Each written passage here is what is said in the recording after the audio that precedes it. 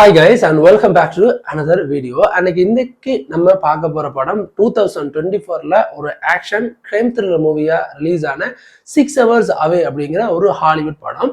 படத்தோட கதை அப்படின்னா ஹீரோ ஸ்டார்டிங் ஒரு ஒய்ஃப் தேடி போறாரு. அப்படியே சின்ன ஒரு பிளாஷ்பேக் மாதிரி ஸ்டார்ட் பண்றாங்க. அதாவது படத்தோட கதை அப்படின்னு என்னும்போது ஹீரோ ஒரு எக்ஸ் மரைன், எக்ஸ் ஆர்மி, அவரோட ஒய்ஃப், அவரோட குழந்தை, அவரோட அம்மா அப்படின்னு சந்தோஷமா வாழ்ந்துட்டு இருக்காரு.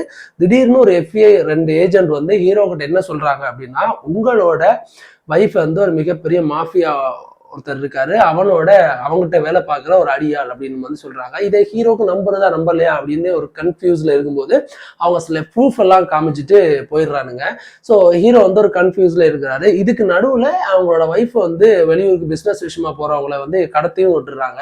ஸோ கடத்திட்டு அந்த வில்லன் என்ன சொல்றான் ஹீரோ கிட்டனா, நான் உனக்கு 6 பேரோட நேம் தரேன், அவங்க எல்லாரையுமே நீ 6 ஹவர்ஸுக்குள்ள நீ கொல்லணும், அப்படி கொல்லலை அப்படின்னா உன் ஒய்ஃபை நான் கொன்றுவேன் அப்படின்னு சொல்றாரு.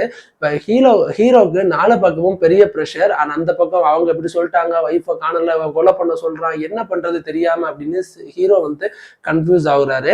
இதுக்கு நடுவுல ஹீரோ என்ன மாதிரி முடிவெடுத்து இந்த எல்லா ப்ராப்ளத்தையும் எப்படி சால்வ் பண்றாரு அப்படிங்கிறதா இந்த 6 Hours Away. அதுவும் அந்த கொடுக்கப்பட்ட அந்த 6 மணி நேரத்துக்குள்ள. ஸோ அப்போ அந்த படத்தோட பிளஸ் அண்ட் மைனஸ் அப்படின்னு எனக்கு நான் தனித்தனியா சொல்லாம இந்த படத்துல எனக்கு பிடிச்ச விஷயம் அப்படின்னு பார்க்கும்போது எனக்கு அந்த மேக்கிங், அந்த ஃபைட்ஸ் ஆக்ஷன்ஸ் எல்லாமே எனக்கு ரொம்ப பிடிச்சிருந்துச்சு. அண்ட் நேச்சுரலா இருந்துச்சு ஃபைட்ஸ் எல்லாமே.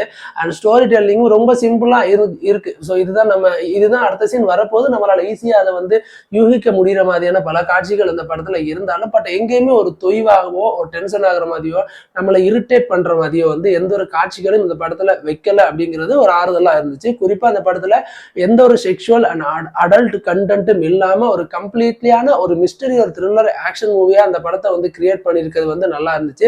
அதே மாதிரி டெஃபினட்டா லொகேஷன்ஸ் ரொம்ப நல்லா இருந்துச்சு. அந்த படத்துக்கு அவங்க செட் ஒர்க் அப்படின்னு பல விஷயங்கள் ட்ரை பண்ணிருப்பாங்க, அது ரொம்ப எனக்கு பிடிச்சிருந்துச்சு. ஆனா அதுக்கப்புறம் வில்லனோட காஸ்ட் அண்ட் வில்லன் அவங்க செலக்ட் பண்ண விதம், வில்லனோட டாக் ஆஃப் வே, அவங்களோட காஸ்ட் அப்படின்னு சொல்லிட்டு இந்த வில்லன் ஆங்கிள்ஸ் எல்லாமே ரொம்ப பவர்ஃபுல்லா யூஸ் பண்ணி இருந்தாங்க.